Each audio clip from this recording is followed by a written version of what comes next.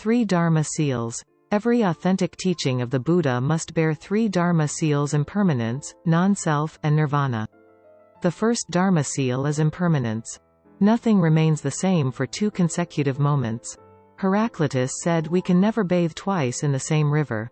Confucius, while looking at a stream, said, "It is always flowing, day and night."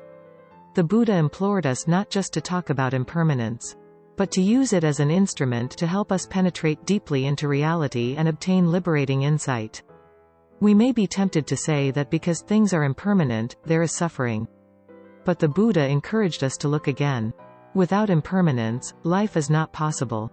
How can we transform our suffering if things are not impermanent? How can our daughter grow up into a beautiful young lady? How can the situation in the world improve? We need impermanence for social justice and for hope. If you suffer, it is not because things are impermanent. It is because you believe things are permanent. When a flower dies, you don't suffer much, because you understand that flowers are impermanent.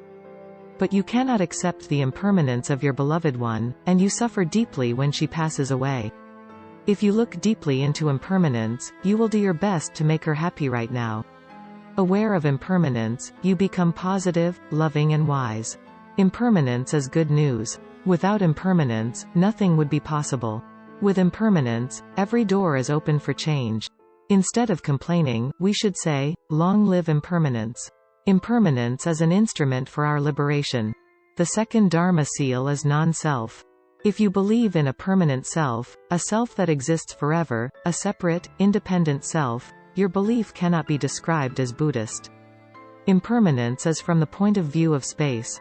When we look more and more deeply at the notions of self, person, living being and lifespan, we discover that there are no boundaries between self and non-self, person and non-person, living being and non-living being, lifespan and non-lifespan.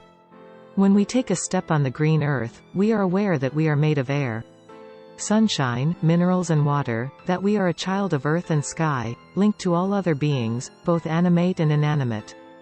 This is the practice of non-self.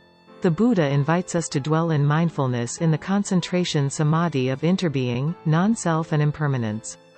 The third Dharma seal is nirvana, which means extinction, the extinction of afflictions and notions. Human beings' 3 basic afflictions are craving, hatred and ignorance. Ignorance avidya, the inability to understand reality, is the most fundamental of these. Because we are ignorant, we crave for things that destroy us, and we get angry at many things. We try to grasp the world of our projections, and we suffer. Nirvana, the extinction of all afflictions, represent the birth of freedom. The extinction of one thing always brings about the birth of something else. When darkness is extinguished, light comes forth.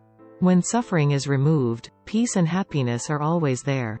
Many scholars say that nirvana is annihilation, the extinction of everything, and that Buddhists aspire to non-being.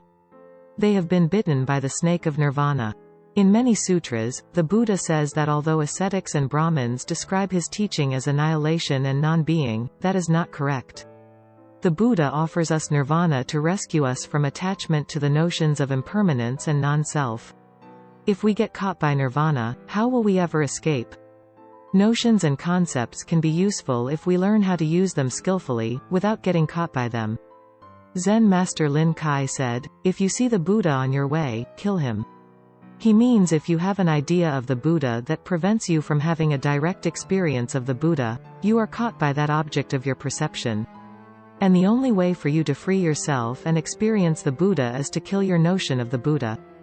This is the secret of the practice. If you hold onto an idea or a notion, you lose the chance. Learning to transcend your mental constructions of reality is an art. Teachers have to help their students learn how not to accumulate notions. If you are laden with notions, you will never be emancipated. Learning to look deeply to see into the Tuesday nature of things, having direct contact with reality, and not just describing reality in terms of notions and concepts, is the practice. Thanks for watching.